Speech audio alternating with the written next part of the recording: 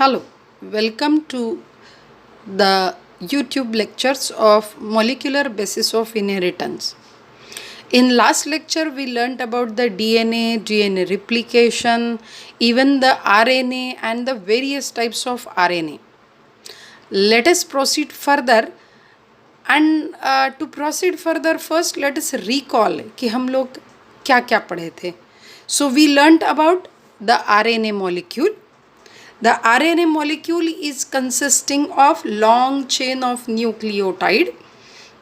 Next, even we learned that it is mRNA. So transcription occurs in nucleus and the coded information is taken from DNA. It is said to be transcription and formation is mRNA. अब ये जो mRNA बन रहा है ये वैसे का वैसा ही यूज़ नहीं हो सकता, उसको थोड़ा सा मॉडिफाई करना पड़ता है. तो आज हम देखेंगे कि किस तरह से ये मॉडिफाई किया जाता है. फिर दूसरा देखा था कि राइबोसोम जो बनता है वो है आरआरएनए से. तो आरआरएनए ये टीआरएनए और एमआरएनए को प्लेस प्रोवाइड करते हैं. ओके, जैसे देखिए किसी और की ज़मीन होती है और एक सिविल इंजीनियर उस पर बिल्डिंग खड़ी करके देता है और आर्किटेक्चर होता है जो कि उसका पूरा प्लान देता है. तो यहाँ पे भी एक बड़ा सा बिल्डिंग यानी एक प्रोटीन तैयार होने वाला है जो कि एक एंजाइम के तौर पे सेल में काम में आएगा. उसके बाद हमने देखा था टीआरएनए.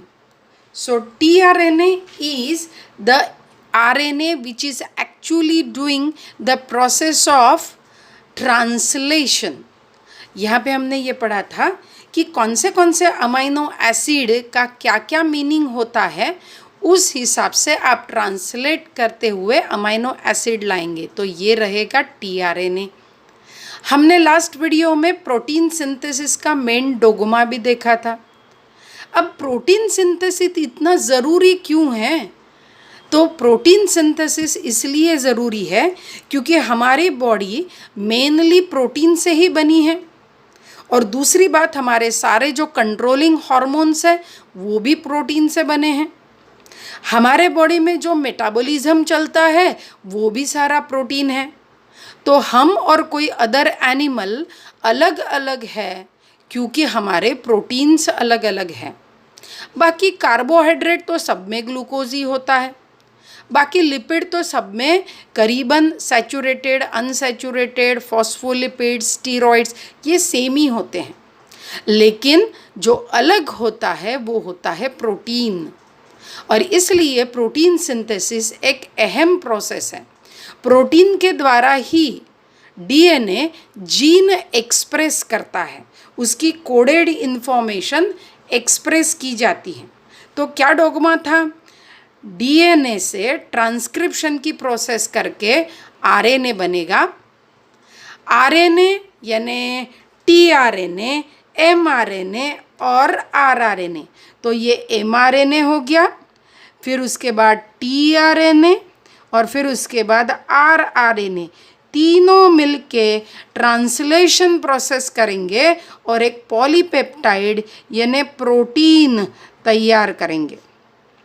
ये प्रोटीन एंजाइम का काम करेगा या फिर हार्मोन का काम करेगा और इस तरह से हमारे बॉडी के कंट्रोल करेगा. तो हमने ये एक ब्रीफ प्रोसेस देखी थी कि ये किस तरह से यहाँ पे कंट्रोल होता है. तो एक बार गौर कीजिए कि हमने क्या क्या पढ़ा था.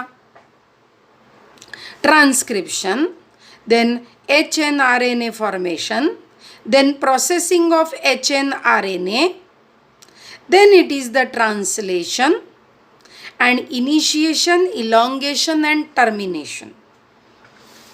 Later on we learnt even about the gene code. Now in gene code what we have learned that it is always triplet, यानी 3 न्यूक्लियोटाइड का एक मीनिंग होता है. आप कंप्यूटर की बेसिक लैंग्वेज शायद आप जानते होंगे, तो वो 0 और 1 की होती है. तो 8 बिट्स यानी 1 बाइट हो जाएगा. इस तरह से एक एक अल्फ़ाबेट टाइप करने के लिए कंप्यूटर 8 बिट्स को सिलेक्ट करता है। अब जो लोग कंप्यूटर्स लैंग्वेज नहीं जानते शायद वो नहीं समझ पाएंगे, लेकिन अब यहाँ पे देखिए, आज हम जीन कोड के बारे में पढ़ रहे हैं। लास्ट वीडियो में हमने क्या पढ़ा था? निरेनबर्ग, मिथाई एंड ओचा या ओचोआ, ये जापानी साइंटिस्ट है। So again I will read Nirenberg, Matthaei and Ochoa, they have decoded, जिसको शब्द यूज करते हैं डेसिफर्ड। डेसिफर यानी पहले हमको उस कोड का कोई मीनिंग नहीं पता था, लेकिन अब हम उसका मीनिंग जानते हैं। तो deciphered all the 64 gene codes. आज हमको जीन कोड के कैरेक्टर भी पढ़ने हैं, लेकिन उसके पहले एक हम ओवरऑल डोग्मा और प्रोटीन सिंथेसिस के लिए एक वीडियो ऑब्जर्व करेंगे, जिससे हमारे कंसेप्ट और अच्छे और क्लियर हो जाएंगे। तो आइए ऑब्जर्व करते हैं एक वीडियो।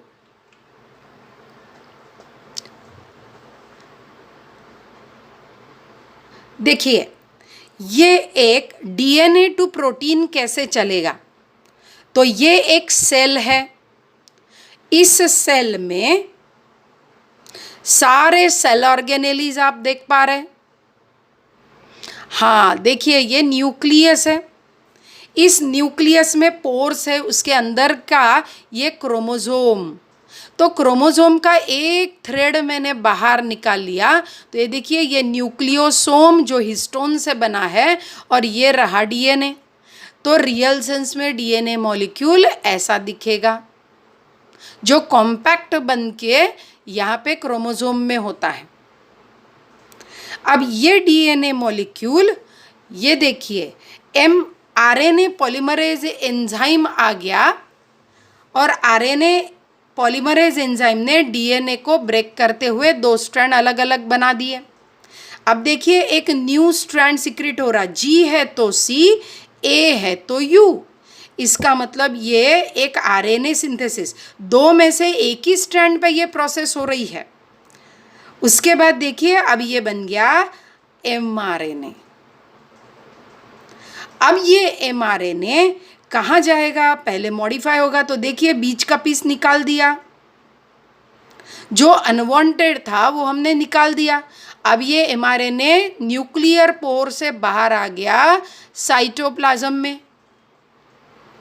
अब साइटोप्लाज्म में ये कहाँ आएगा? राइबोसोम। जैसे ही एमआरएनए आ गया, राइबोसोम आके जुड़ गया। तो राइबोसोम में हम पढ़े थे स्मॉल सब यूनिट एंड लार्ज सब यूनिट। अब राइबोसोम में आएंगे टीआरएनए, तो ये भी स्ट्रक्चर हम पढ़ चुके हैं। टीआरएनए अपने साथ एक अमाइनो एसिड लेके आता है। ये ट्रांसफर आरएनए में ये जो 3 है, ये है एंटीकोडॉन। अब देखिए ये एंटीकोडॉन यहाँ पे मैच हो रहे, जो भी मैचिंग वाले एंटीकोडॉन है वही आते जा रहे हैं। देखिए एक साथ में सिर्फ 3 है, एक आ रहा तो दूसरा जा रहा, एक आ रहा तो दूसरा जा रहा, और यहाँ पे देखिए एक एक एक एक एक एक अमाइनो एसिड की लॉन्ग चेन बन गई। तो ये हो गया पॉलीपेप्टाइड। अब ये पॉलीपेप्टाइड फोल्ड हो जाएगा तो बन गया एक प्रोटीन। तो इस तरह से प्रोटीन ये हमारे लिए एक इम्पॉर्टेंट एस्पेक्ट है।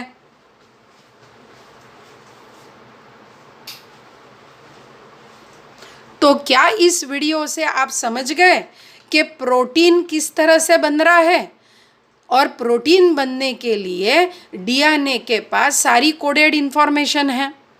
तो अब ये जो जीन कोड इंफॉर्मेशन हम पढ़े थे, उसके क्या क्या कैरेक्टरिस्टिक फीचर है हमारे लिए, यहाँ पे 3 मार्क्स का भी एक क्वेश्चन आ सकता है बोर्ड एग्जाम में। That is the give characteristic feature of gene code. तो यहाँ पे हमने कैरेक्टर 8 लिखाए हैं। कम से कम 6 कैरेक्टर तो भी आपको लर्न रहना ज़रूरी है। आइए पढ़ते हैं।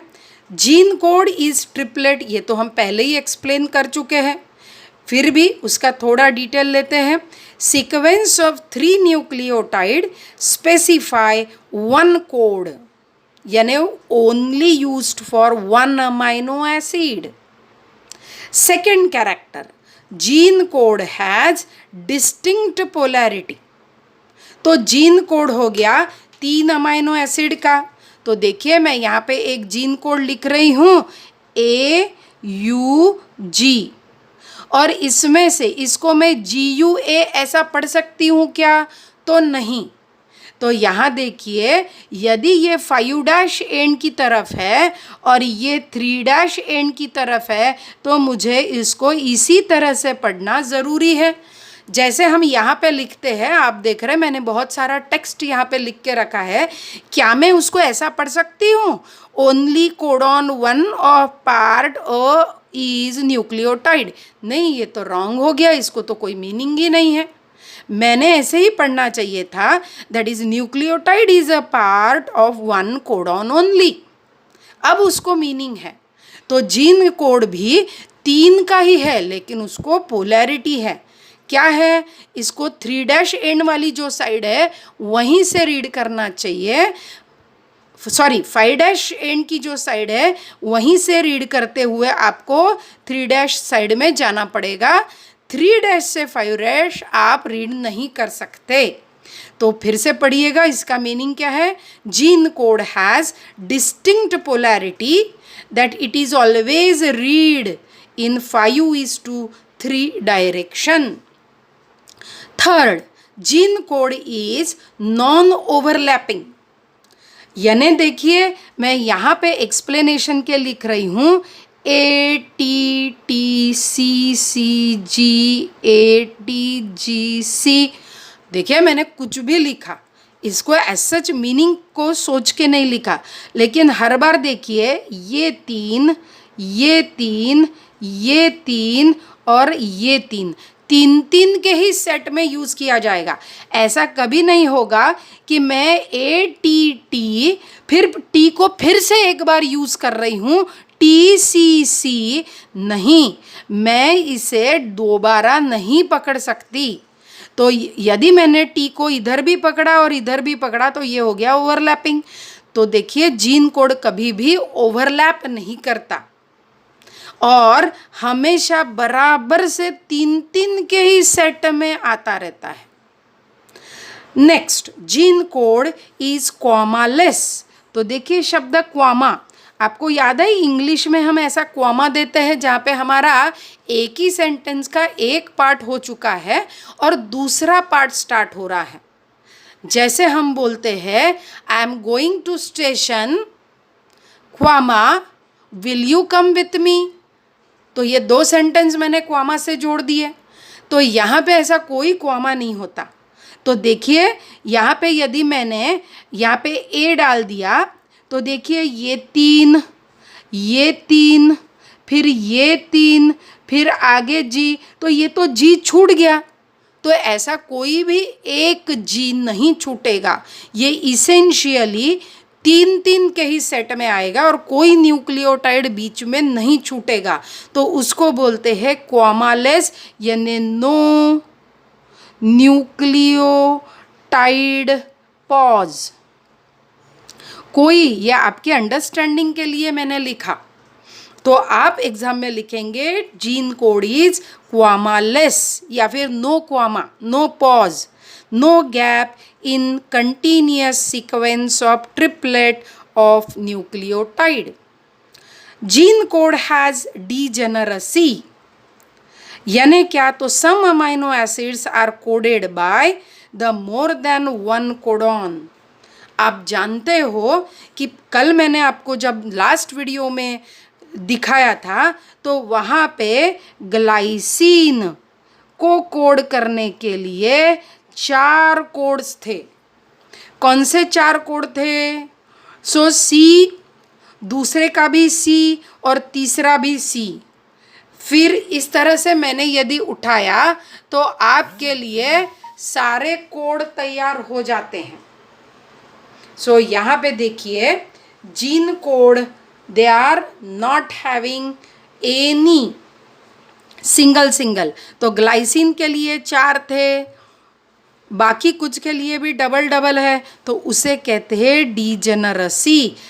Next, gene code is universal. Universal यानी क्या? तो देखिए बैक्टीरिया में जो जीन कोड का कोई भी जीन कोड का मीनिंग है, सपोज AUG यानी मिथियोनिन, या फिर CCC यानी ग्लाइसिन, तो बैक्टीरिया में भी वही मीनिंग है, और ह्यूमन बीइंग या प्लांट या फंगस सब में उसका मीनिंग सरीका आता है, उसको बोलते यूनिवर्सल।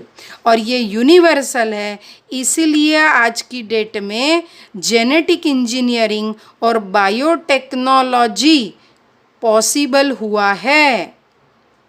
यदि ये यूनिवर्सल नहीं होता था तो ह्यूमन के जीन हम बैक्टीरिया में नहीं डाल सकते थे, जो कि डाल के हमने इंसुलिन प्रिपेयर किया है, और ये वाला चैप्टर हम बायोटेक्नोलॉजी में ज़रूर पढ़ेंगे। तो आपको ये बात याद रखनी है कि पूरी लिविंग वर्ल्ड में जीन कोड के मीनिंग नहीं बदलते। Gene code is non ambiguous. Ambiguous यानी कोई कन्फ्यूजन एज सच नहीं होता। Meaning of codon as a amino acid is specific. उसका मीनिंग बिल्कुल भी कन्फ्यूज वाला नहीं है, वो सेम है, हर बार सेम है।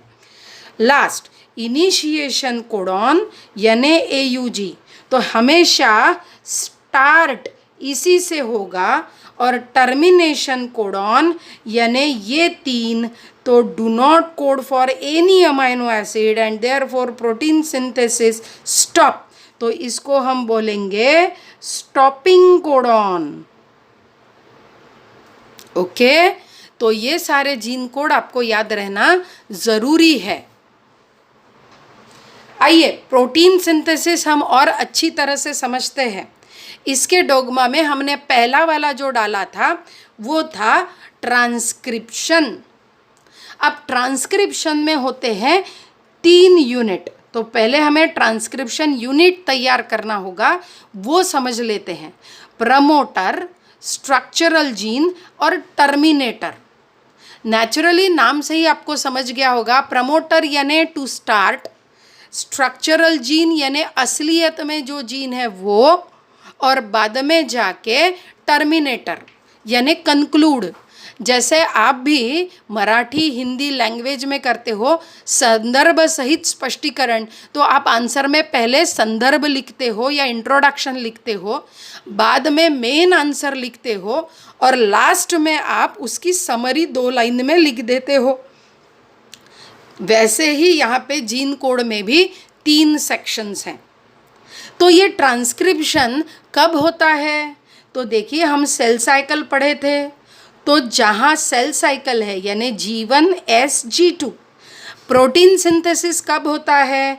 G1 और G2 में सिर्फ होता है, S में और M में अलग से कोई प्रोटीन सिंथेसिस नहीं होता।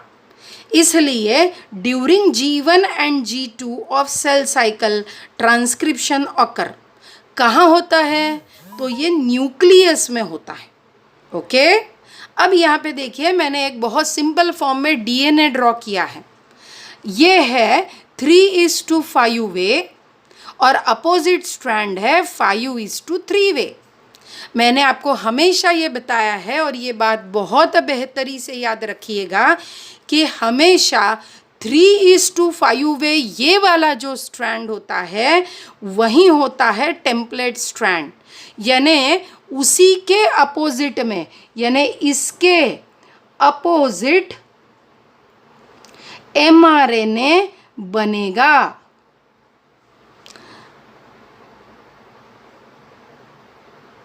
ओके, नाउ इसीलिए इस स्ट्रैंड को बोलते हैं टेम्पलेट स्ट्रैंड। इसका मतलब यह है कि टेम्पलेट स्ट्रैंड पे ए, जी और सी है, तो mRNA पे बनेगा ए के अगेंस्ट में यू, जी के अगेंस्ट में सी और सी के अगेंस्ट में जी। तो ये कौन सा स्ट्रैंड है? ये 3:5 वे वाला स्ट्रैंड है, यानी ये वाला। कभी भी 5:3 वे वाला स्ट्रैंड नहीं यूज होता, इसलिए उसको बोलते हैं टेम्पलेट स्ट्रैंड। अब हमेशा जो भी पूरा एक जीन है यहाँ से लेके यहाँ, अब देखिए हम बोलते हैं इंग्लिश में अ सेंटेंस। तो अ सेंटेंस में एक से जगह पे दूसरे फुल स्टॉप तक के हम स्टार्ट करते हैं। तो यहाँ पे हमारा पहला लेटर कैपिटल होता है और लास्ट में फुल स्टॉप। तो हमारे स्टार्टिंग कोडॉन, उसके बाद रहेगा एक रियल सेंस में स्ट्रक्चरल जीन और एंड पे रहेगा कंप्लीशन यानी टर्मिनेशन कोडॉन। तो हमेशा इस स्टार्टिंग को बोलते हैं प्रमोटर, और इस तरफ आगे बढ़ना होता है उसे बोलते हैं अपस्ट्रीम प्रोसेस। ओके, क्योंकि ऐसे ऐसे ऐसे ऐसे आगे बढ़ेगा ना mRNA, इसलिए उसको उस डायरेक्शन को बोलना अपस्ट्रीम। तो अपस्ट्रीम जो एंड है उसी की तरफ होता है प्रमोटर। प्रमोटर किसे बोलते हैं? जहाँ पे binding site of RNA polymerase enzyme होती है। DNA जो बनाता है वो DNA पॉलीमरेज, और RNA जो बनाता है वो RNA पॉलीमरेज। अब DNA रिप्लिकेशन में हम DNA पॉलीमरेज पढ़े थे, अब हम mRNA बना रहे तो इसे कहेंगे RNA पॉलीमरेज। नाउ ये जो दूसरा स्ट्रैंड है जो 5:3 वे, इसे कहते हैं कोडिंग स्ट्रैंड। देखिए आपको सुनने में ये उल्टा लग रहा है कि यार कोड तो यहाँ से लिया जा रहा, हाँ, फिर भी जो 5:3 वे है उसको बोलते हैं कोडिंग स्ट्रैंड, क्योंकि यहाँ पे जो इसका रिवर्स है वो रियल सेंस में ये इसकी मिरर इमेज है, इसलिए उसको बोलते हैं कोडिंग स्ट्रैंड या सेंस स्ट्रैंड। तो देखिए 1 मार्क के लिए आपको सवाल आ सकता है कि कोडिंग स्ट्रैंड कौन सा है और टेम्पलेट स्ट्रैंड कौन सा है, सेंस स्ट्रैंड कौन सा है या एंटी सेंस स्ट्रैंड कौन सा है, 5:3 वे या 3:5 वे। तो इसे बहुत बेहतरी से याद रखिएगा। अब दूसरा जो 3' एंड है उसे कहते हैं डाउनस्ट्रीम, क्योंकि यहाँ से चला था और इधर आके पहुँच गया।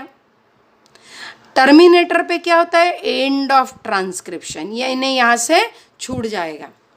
देखिए ये हो गया DNA, आप देख रहे 3:5 वे मैंने रेड से ड्रॉ किया है, और ये वाला हमारा हो गया, ये देखिए रेड से लिखा है 3:5 वे टेम्पलेट स्ट्रैंड, और ये दूसरा ग्रीन वाला जो दिख रहा है वो है 5:3 वे, तो ये है कोडिंग स्ट्रैंड। तो बताइए mRNA कहाँ पे तैयार होना शुरू करेगा? हाँ, 5:3 वे टेम्पलेट स्ट्रैंड के अगेंस्ट में ये शुरू होगा। तो देखिए यहाँ पे मैंने दूसरी डायग्राम में यहाँ दिखाया है कि यहाँ से शुरू हुआ था, मैंने एक मिडल तक के उसको लाया है। ये RNA पॉलीमरेज एंजाइम है, और आप देखेंगे ये लॉन्ग चेन तैयार हो गई, लेकिन ये किसके अपोजिट में तैयार हो गई? इस स्ट्रैंड के अपोजिट में तैयार हो गई, और ये वाली ही स्ट्रैंड मैंने यहाँ पे बनाई है, ये देखिए।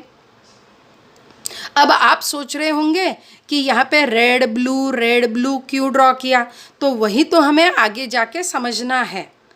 अब इस तरह से इस डायरेक्शन में ये पूरा जाते जाते जाते जाएगा और ये पूरा mRNA बन गया। अब यहाँ पे देखिए ये DNA फिर से वाइंड अप हो गया, यानी जिसकी ज़रूरत है, जैसे आपको यदि बुक ज़ेरॉक्स करना है तो जिस पेज का ज़ेरॉक्स कर रहे हैं उतना ही पेज हम मशीन पे डालते हैं, बाकी सारे पेजेस बंद है। वैसे ही जिस स्ट्रैंड का चल रहा है उतना खुला है, वहाँ के दोनों स्ट्रैंड सेपरेट हो चुके हैं और बाकी सारा कॉइल्ड है। और पूरा mRNA बनने के बाद DNA फिर से वैसा का वैसा ही बन जाएगा। अब ये इंफॉर्मेशन mRNA पर आ गई। अब mRNA जो बनता है उसको बोलते हैं हेटेरोजिनस न्यूक्लियर RNA, और शॉर्ट फॉर्म में बोलते हैं H for heterogeneous, nuclear for N RNA, HNRNA। अब इसके बाद हम उसे HNRNA ही बोलेंगे। अब HNRNA में कुछ RNA का फ्रैगमेंट होता है, उसको बोलते हैं इंट्रॉन, और थोड़ा फ्रैगमेंट होता है उसको बोलते हैं एक्सॉन। याद रखिएगा, हमारे काम के जो जीन है वो सिर्फ एक्सॉन पे है, ये तो यूजलेस है, यानी ये बिना काम का हो गया। जैसे कोई भी सेंटेंस लिखते हैं, ये देखिए मैं कुछ वर्ड्स के लिए यहाँ पे लाइन ड्रॉ करें तो ये बीच की स्पेस जो है ये यूजलेस है। हाँ, सेंटेंस लिखने के लिए तो जगह यहाँ से यहाँ तक के यूज़ हो गई, लेकिन बीच में भी तो स्पेस है। हाँ, तो हम एक सेंटेंस यहाँ पे लिखते हैं, I have a red cap. देखिए आप, यहाँ पे मैंने कोई स्पेस ही नहीं छोड़ी, तो आई हैव वरे डी कैप, ये तो कुछ मीनिंग ही नहीं हुआ। तो यहाँ पे देखिए ये बीच बीच में कुछ स्पेसेस होते हैं, तो आई हैव अ रेड और कैप। तो देखिए इसको मीनिंग देने के लिए भी बीच में कुछ स्पेसेस ज़रूरी होते हैं, लेकिन वैसे जाके वो यूजलेस है। तो यहाँ पे भी हमारे DNA में ये बीच बीच में जो इंट्रॉन होते हैं, they are not required. And exons segment है जो DNA का, इट इज रिक्वायर्ड। ओके, तो अब सीधी बात समझ में आ गई कि हमें जो नॉट रिक्वायर्ड है वो कट करना पड़ेगा। जैसे जेरोक्स करने के बाद या कोई भी करने के बाद हम थोड़ा कट पेस्ट करके उसका फॉर्मेट तैयार करते हैं ना, ठीक उसी तरह से। तो 3 प्रोसेस किए जाते हैं mRNA प्रोसेसिंग। क्या बोलेंगे हम यहाँ पे?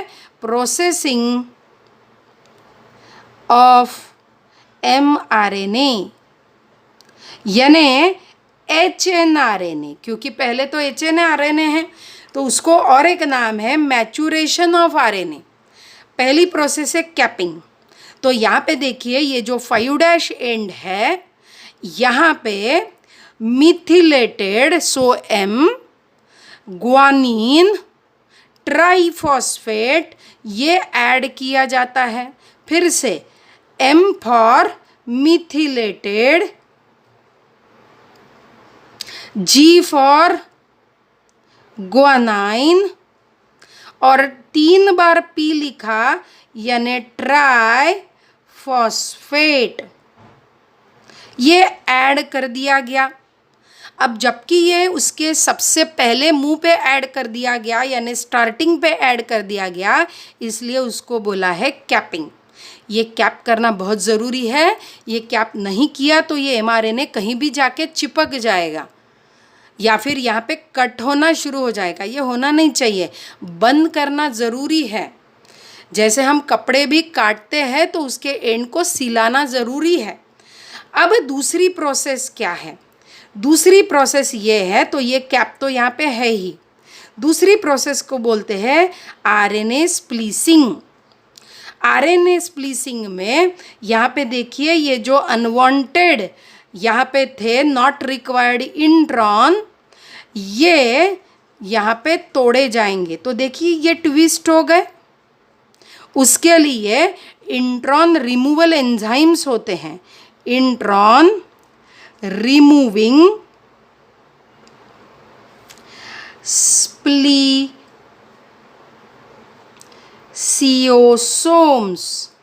ये एंजाइम्स होते हैं। और ये स्प्लीसिंग के लिए यहाँ पे आएंगे और उसको इस तरह से फोल्ड करेंगे और फोल्ड करने के बाद ये बाहर निकल जाएगा। तो देखिए यहाँ पे सारे रेड वाले कट पेस्ट होके ज्वाइन हो गए। तो देखिए ये ज्वाइन हो गए। अब ज्वाइन होने के बाद तीसरा स्टेप है टेलिंग। अब टेलिंग में क्या हो रहा? टेलिंग में पॉली यानी बहुत सारे ए फॉर एडिनिलेट और उसको चिपका दिया जाता है। तो यहाँ पे ए ऐसे बहुत सारे ए ऐड किए जाएंगे, जबकि ये 3 एंड पे ऐड हो रहा है तो उसको हम बोलेंगे पॉली एडिनिलेशन। अब देखिए जी कैप के साथ सिर्फ और सिर्फ एक्सॉन और 3 एंड पे बहुत सारे ए यानी टेल और कैप, इसको बोलेंगे मैच्योर आरएनए। अब ये मैच्योर आरएनए साइटोप्लाज्म में आ गया। अब साइटोप्लाज्म में आके क्या होगा? तो देखिए दूसरी प्रोसेस शुरू हो जाएगी, ट्रांसलेशन। मैं यहाँ पे प्रोसेस समझा रही हूँ जिसकी थियरी यहाँ पे बहुत ही सिंपल फॉर्म में लिखी है, जो कि आप बेहतरी से पढ़ सकते हो। पहली प्रोसेस है इनिशिएशन। तो ये देखिए एमआरएनए आ गया। ये देखिए राइबोसोम का स्मॉल सब यूनिट ज्वाइन हो गया और अब इसे टीआरएनए ज्वाइन होगा। तो ये टीआरएनए हमेशा इनिशिएटर टीआरएनए रहेगा। ये टीआरएनए पहले आता है और बाद में जाके लार्जर सब यूनिट यहाँ आके चिपकता है। जो मैं आपको बहुत आसान भाषा में समझा रही हूँ, वहीं इस डायग्राम के लिए ये वाला लाइन, इस डायग्राम के लिए ये वाला लाइन। तो मेरे समझाने के बाद भी आप ये पूरी थियरी अच्छे से पढ़िएगा और यही आप आंसर के लिए भी यूज़ कर सकते हो जब आपको 4 मार्क्स का लॉन्ग आंसर एग्ज़ाम में पूछा जाएगा। तो इस डायग्रामेटिक रिप्रेजेंटेशन से आपको ये लाइन टू लाइन समझ में आ जाएगा। ये पूरा आंसर टेक्स्ट बुक से बहुत ही कम यानी रिड्यूस किया हुआ आंसर है, जो कि नोट्स फॉर्म में आप यूज़ कर सकते हो। ये देखिए यहाँ पे लार्जर सब यूनिट भी ज्वाइन हो गया। अब ज्वाइन होने के बाद हमने आपको बताया हुआ था राइबोसोम में कि यहाँ पे 3 साइट होते हैं। ए साइट यानी एक्सेप्टर, तो यहाँ से ये अराइव होगा, अराइव यानी आना। पी साइट क्योंकि यहाँ पे पेप्टाइड बॉन्ड बनता है, सो पेप्टाइड से लिया पी साइट। और ई से एग्जिट होता है, इसलिए उसको बोला ई साइट। लेकिन इनिशिएटर देखिए डायरेक्टली पी साइट पे आ गया। हाँ, ये एक अलग बात है कि पहला जो इनिशिएटर टीआरएनए है वो सबसे पहले पी साइट पे ही आता है, ए पे नहीं आता, क्योंकि वो पहला है ना, इसलिए। वो आने के बाद अब देखिए जब दोनों जुड़ जाएंगे तो आपका ध्यान यहाँ चाहिए, मैग्नीशियम आयन इस जॉइनिंग के लिए बहुत ज़रूरी है। एमसीक्यू का पॉइंट बनता है। अब यहाँ पे जो टीआरएनए आ गया वो एमआरएनए पे क्या होता है? कोडॉन। और टीआरएनए पे क्या होता है? एंटीकोडॉन। तो ये दोनों कोडॉन और एंटीकोडॉन एक दूसरे के साथ हाइड्रोजन बॉन्ड से जुड़ जाएंगे। यदि वो मैच होता है तो ही ये टीआरएनए यहाँ सेटल हो जाएगा। वो मैच नहीं होता तो अलग टीआरएनए यहाँ पे आएगा। तो हर एक अमाइनो एसिड वाला टीआरएनए हमारे न्यूक्लियस में मौजूद है और 20 टाइप के टीआरएनए होते हैं और 20 टाइप के अमाइनो एसिड्स होते हैं।